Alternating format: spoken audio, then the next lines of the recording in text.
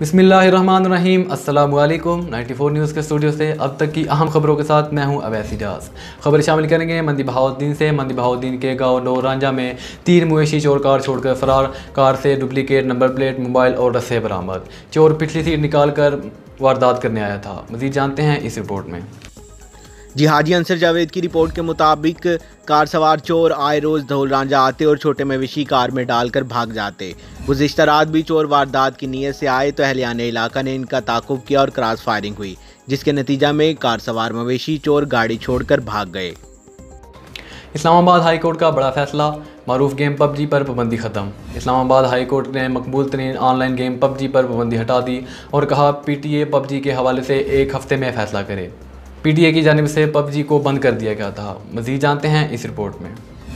तफसीलात के मुताबिक कुछ माह से PUBG मशहूर ऑनलाइन गेम पर पाबंदी लगी हुई थी, लेकिन इस्लामाबाद हाई कोर्ट ने इस पाबंदी को हटाने का हुक्म जारी कर दिया है। PUBG गेम के शायकीन में खुशी की लहर। अब तक के लिए इतना ही। मज़ीद खबर और अपडेट के लिए 94 न्यूज़ के साथ रहिएगा।